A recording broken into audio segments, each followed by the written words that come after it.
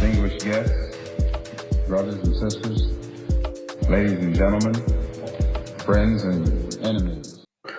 Okay, so welcome to this week's episode of Make It Plain. As always, thanks for listening. If you're watching on YouTube, thanks for watching. Please do like and subscribe.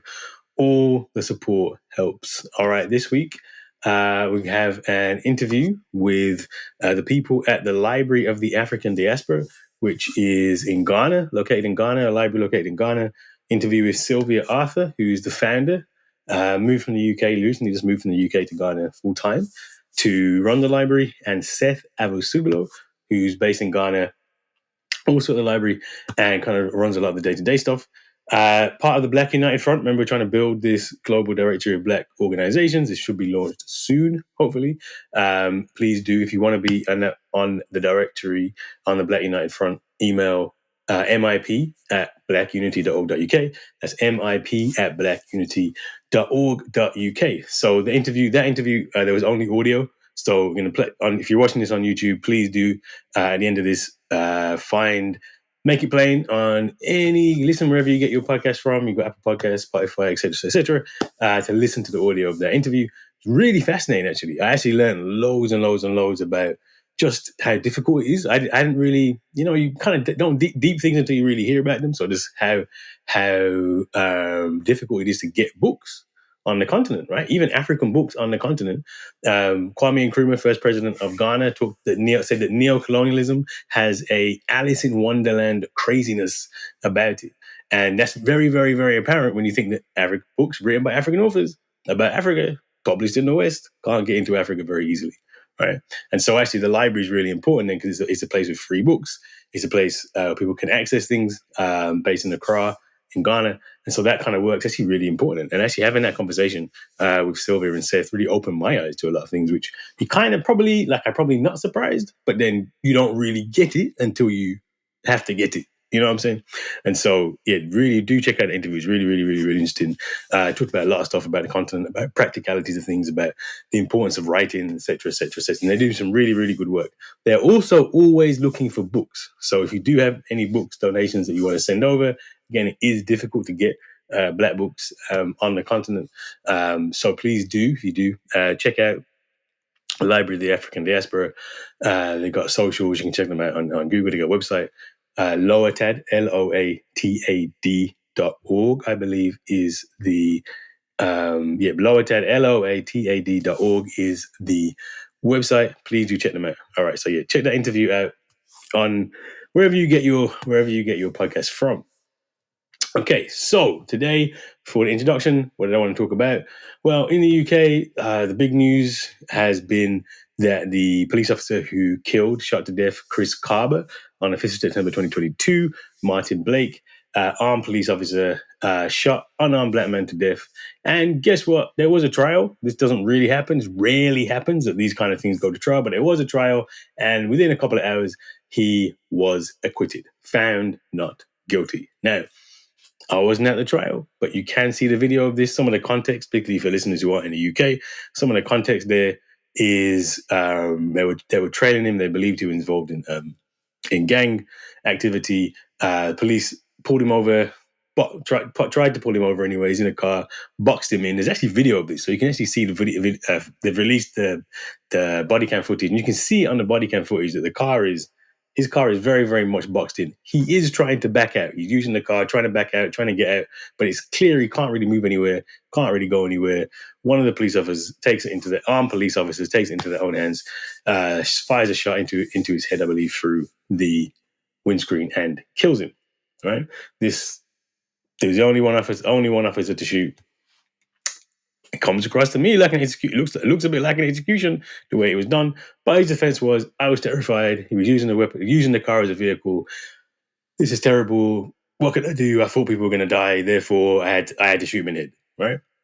Now, like I said, you can watch this video and you can see the calculations that go through the police's head when this happens. Before I give you some analysis on this, let's give you some of the other the background to it.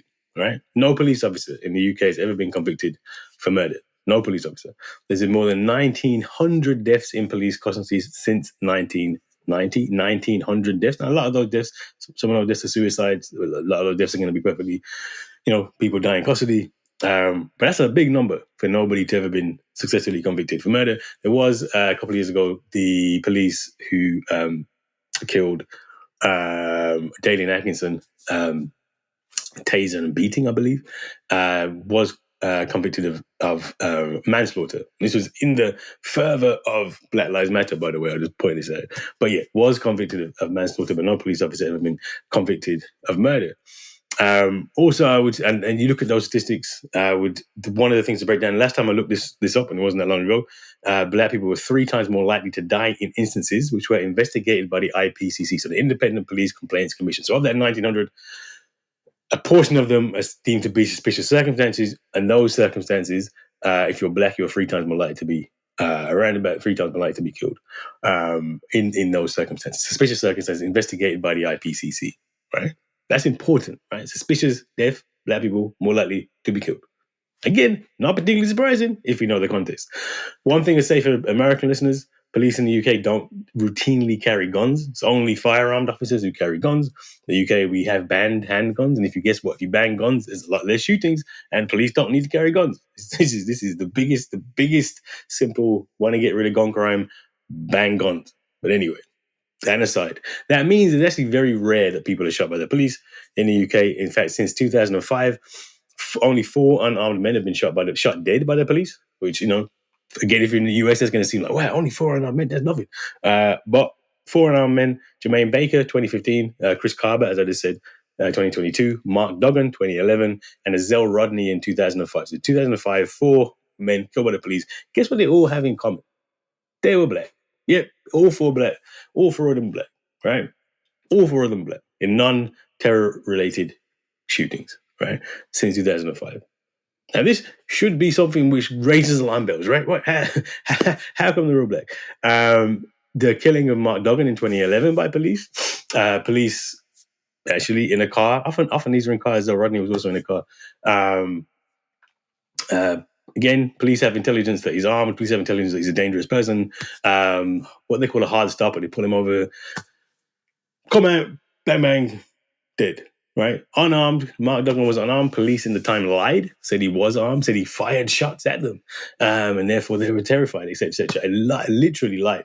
Just lied through their teeth. This actually sparked the last urban rebellions.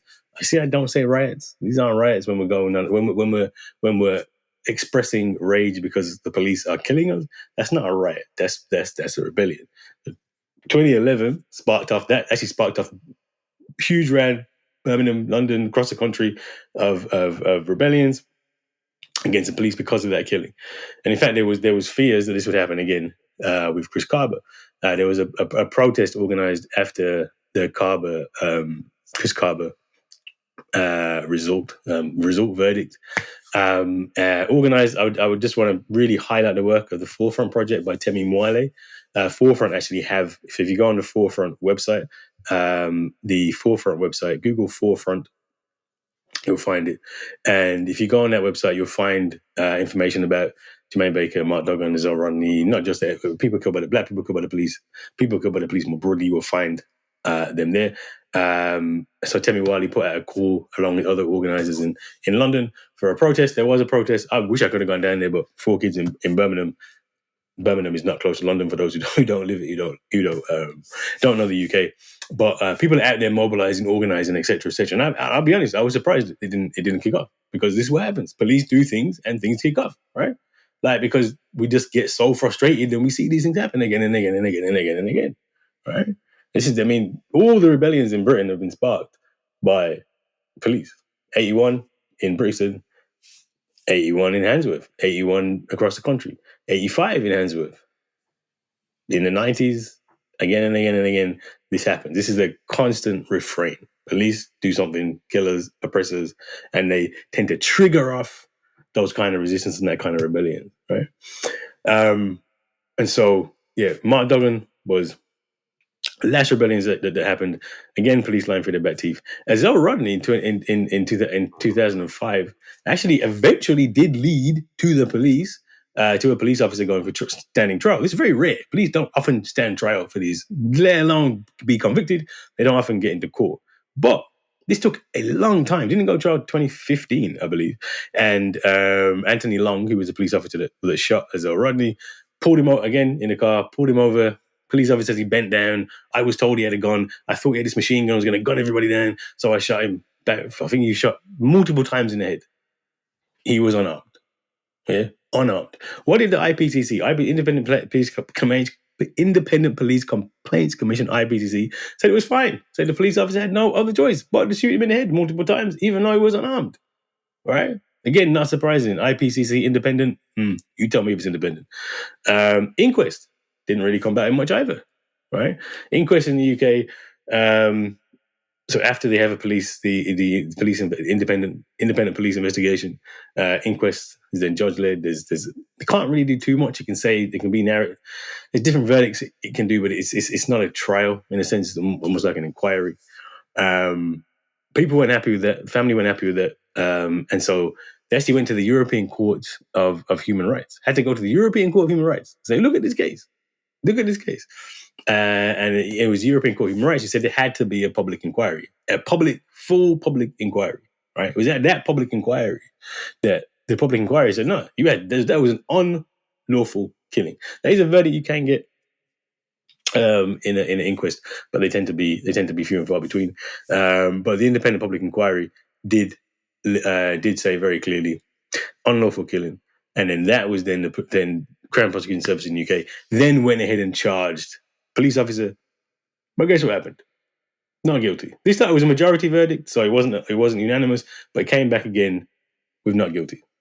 Right? And this is something you have to see again and again. When police actually do eventually get charged, if they ever get charged, they tend to get not guilties, right? Not all the time, but almost all the time, right? And so I say that because it's really important when we see this thing about policing. Same way in the US as well. Same way anywhere around the world. This is a police problem. Don't get into it. This is a police problem. All of these cases, you see, there's problems with the procedure, the rush to judgment, the rush to use force, the rush to do this, the rush to do that. There's a problem with profiling, there's a problem with racism. Police are a problem. But the bigger problem is the racism of the police force is just the racism of society, right? The police are just the boots on the ground, the occupying force, the brutal edge of that racism. But you can't separate that racism. There's no point in just saying the police force is racist, the Met's racist. Yes, of course the Met's racist. Of course the police are racist. But that's because the society is racist, right? The police are as racist as a society allows them to be, right? We have the police force the society wants. That makes sense? Like, police aren't just randomly by themselves racist. It's the idea that, one, there's individual bad police officers. That's a problem. That's nonsensical. It's the whole force, institution. But the idea that the police are themselves a rotten apple, that's again not true. The police are part of this tree, this societal tree. This is one of the reasons why police don't get charged. Because when police do get charged, and police do go, one of the tests you have to have for any prosecutor, US, wherever you are in the world here as well, is do you have a good chance of a conviction? And the truth is you don't. The truth is you don't. Because guess what? The juries are making decisions, and the juries come from the same racist society that the police come from. So the juries are looking at the same things and with the same, oh yeah, that sounds reasonable. I'd be afraid too. Right? The juries are acquitting because they have the same racial biases, racist problems, come from the same racist institutions, the same racist back, saying it's all a bigger problem. So you can't really solve this problem of police and police killings. You can't really protect us without dealing with societal issues. Don't blame the police, right? The police, we can blame the police for lots of things. You know what I'm saying? I got no praise for the police, but the police with the consent of the racist society. Let's just be very clear about that and what that means.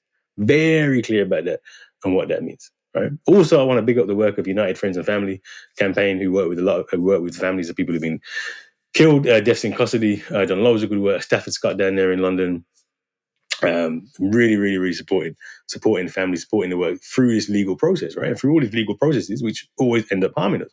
Now, importantly, I wanted to come to a bit of, I love to quote Malcolm, but I think, how do we understand this, right? What's happening here? How do we understand this? Now, really importantly, there's a concept that Malcolm uses called the Negro, right? The Negro. And I went to the Schomburg Center in the Autobiography of Malcolm X, a book I like every day less than I liked it before because it doesn't really include much of Malcolm's analysis. There's a chapter missing called The Negro. And in that, Malcolm really explains, like, look, what has been done to us through slavery? What did slavery do to turn us into the Negro? Tried to at least turn us into the Negro. Negro has no history, has no culture, he's uncivilized, he's more animal than human being. And really important. I was actually in a prison today, just came back from prison today, talking about this, right? What that does to it, what that does, that, and how important those ideas are still with us. So these stereotypes about Black people, that we are aggressive, that we are, even the fact that we're faster, that we're fitter, that we're stronger, that we're good dancers, good in bed, hypersexual, all that. That's the Negro. That's where that comes from. That's the history of that. That's still with us today, right? So we're seen to be intimidating, seen to be stronger. So there's always this excuse that we are afraid. I was afraid, right? We saw it in America with the killing of unarmed teenagers, right? Mike Brown gunned down by a police officer. He was afraid. Guess what the jury said? Yeah, fine. Why is a jury in that case? I didn't even know if there was a jury in that case. Every time there's a jury, what do they say? Oh, yeah, it's fine, right? Trayvon Martin, there definitely was a jury. Eventually, Trayvon Martin teenager gunned down by an armed older man. Jury says, yeah, he was afraid. Of course he was afraid, because that's a Superman. That's a bad Negro. That's an animal. That's not a man. That's not a child. That's an animal. Right? Those things are with us. And now what we have, so my Professor Elijah Anderson, who I know in the States, has a concept of the iconic ghetto. Says that actually now some of those more biological things aren't necessarily there to the same extent, although they are there in many ways. But actually now you have this idea of the ghetto. The ghetto, if you're Black, the ghetto is attached to you. As a Black man, I have to prove I am not from the ghetto the whole time. Right? I have to make sure I can dance. I have to show you I can dance. And I promise you, being in the profession, I am in one of the whitest professions that exists. I always have to do that tap dance. You know what I'm saying? I always have to make sure that I can't go into work talking the way I talk normally. I can't go to work being my full self. That way leads to ruin. Believe me. I'll give you many examples, right? And so that iconic ghetto follows us. So when the police are stopping them again, what are they saying? What did they say in the case, in the Mark Duncan case? You know, in the was it inquest? I think it was the inquest. I think it was the inquest where they said basically the police they didn't it wasn't unlawful killing because they accepted that the police officer imagined he had a gun. So there was the surveillance, the intelligence said he was going to have a gun, and so he imagined he had a gun. So therefore he could shoot him. It's fine. He didn't have to have a gun. Not to see a gun. He could just picture in his mind's eye that this Black man had a gun. Where do you think they get that from? That's iconic ghetto, right? Same with Chris Kaba. We thought he was going to kill us. Didn't have any evidence. Didn't have any evidence going to kill. Wasn't driving at people. He just heard a car going. Rrr, rrr, rrr. Cars boxed in. Don't matter. We thought he was going to kill him. Azell Rodney, same thing. Right, Azell Rodney's in his car, bends down. Oh, he's getting a gun. He's getting not just a gun, like an automatic gun that could fire 1,000 rounds. Never found in a car. But you imagined it, so hey, must be real, right? That's iconic ghetto. And you can see the iconic ghetto even more so in the way that they then drag people through the mud afterwards, right? So Chris Kaba just died, killed by the police. There's outrage that he gets that the police officer's been acquitted this week. And what's the first thing the police do? They've done it before, but they really did it this time. Oh, he's a gang member. Oh, he may have been involved in the shooting. He's a criminal. He's a thug. He deserves to die, I guess, right? All the newspapers had this splashed across the news, right? Thug, criminal, gang member, blah, blah, blah, one of the notorious gang members. On Twitter, yesterday, I'm doing this Wednesday, so this was recently. You might be listening to this later. But all I posted up there, let's go to the rally, support the rally. People all I had was all night. There's people saying, well, he's a gang member, he's a criminal, got what he deserved. Like, it's okay to murder somebody because they're in a gang? Like, what? Sorry? Excuse me? What are we doing here? Right? That goes back to the Negro. It's not just that gang is code, fam. That's code. That gang is code for Negro. Nigger. Not human. You don't deserve it. We only deserve life if we can tap dance. We don't deserve life if we're the Negro.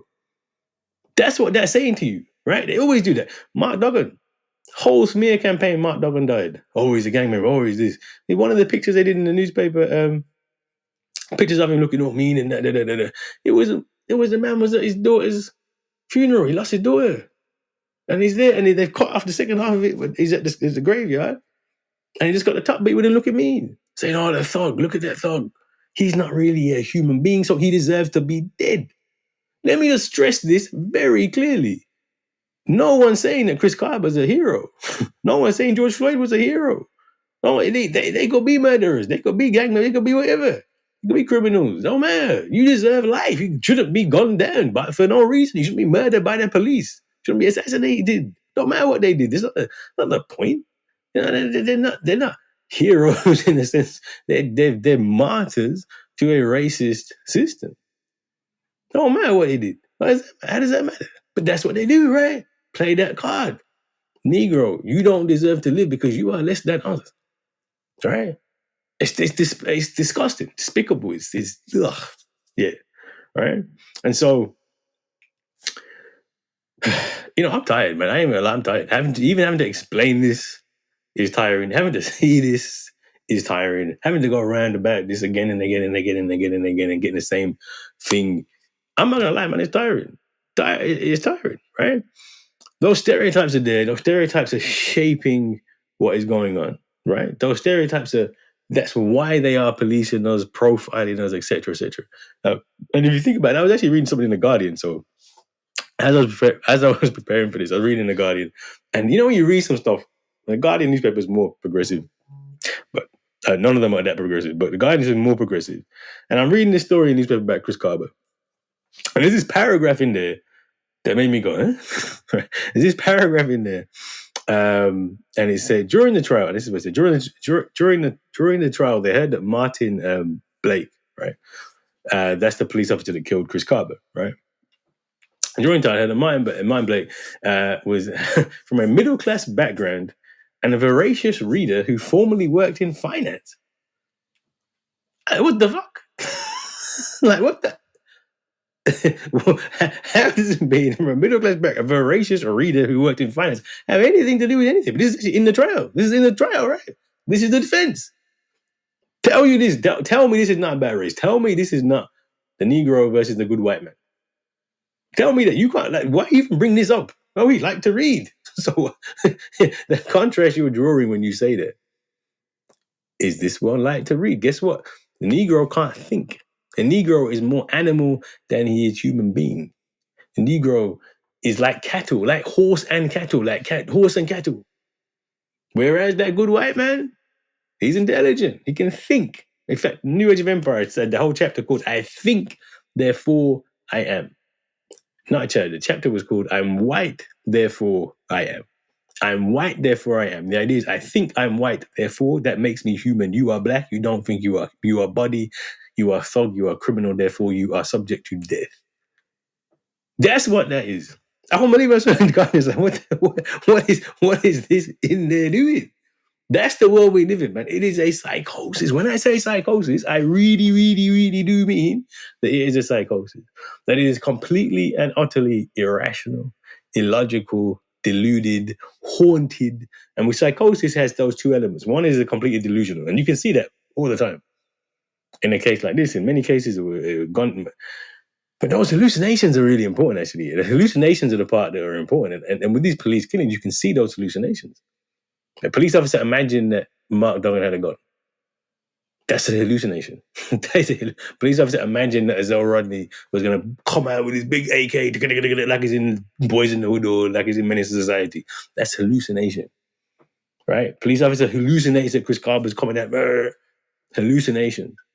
Now, it's important though because those hallucinations are killing us. The psychosis is literally killing us and people are getting away with it. That's what it does. So like I say, I'm taking nothing away from don't want to not blame the police. It's the police officer, police force, massively culpable to blame, need to change. It's actually a much bigger problem about how we understand the world, how society understands us. Psychosis, and it leads to our death. This is be very, very, very, very clear. Now, again, in the UK, this is very small numbers of death. But it's not like the small numbers don't mean that it's important, right? It's not like the small numbers don't matter. But more importantly, It's that very same thing that means that black women are 4 to 5 times more likely to die in childbirth. Same psychosis causes the same thing. It's that very same psychosis. I was doing a talk the other day. About global inequality, right? Global inequality, where like you look at a map of global inequality, you'll see the poorest parts of the world where black people live, so-called sub-Saharan Africa. The richest parts where white people live, the West. And there's a hierarchy in between. That's white supremacy. In those poorest parts of the world, life expectancy is less than 60, and in the richest parts of the world, it's above 80. Black lives don't matter. That's what's being told to you. That's what's happening. A child dies every 10 seconds because they haven't got access to proper food and proper water. All of those children are black and brown. Majority of those children are in the African continent. 90% of all people in extreme poverty by 50, will be on the African continent. That is terrible. All this is awful. 9 million people die a year from hunger. That's more people than have died from COVID. Full stop. That's the way we live in. Hierarchy, white at the top, black. When I told this, I was in this corporate place. these two white women were like, "Oh, there's still nice places in these. It's not about race. It's about other things." No, it's about race. Cut the psychosis. All these things are connected. The Negro is still with us. And the idea that our life is disposable is still with us. This society, this whole thing is based on the fact that our life is disposable. And it is just as disposable today as it's ever been. Right? And that's necessary for the system to carry on. So when you see Chris Kaba be killed in this manner, and when you see the police officer get off with it and the jury acquit him in a matter of hours, it's because of that same thing. Black life don't matter. It just doesn't matter as much. And that is a fundamental building block of where we are. That is a building block of the West.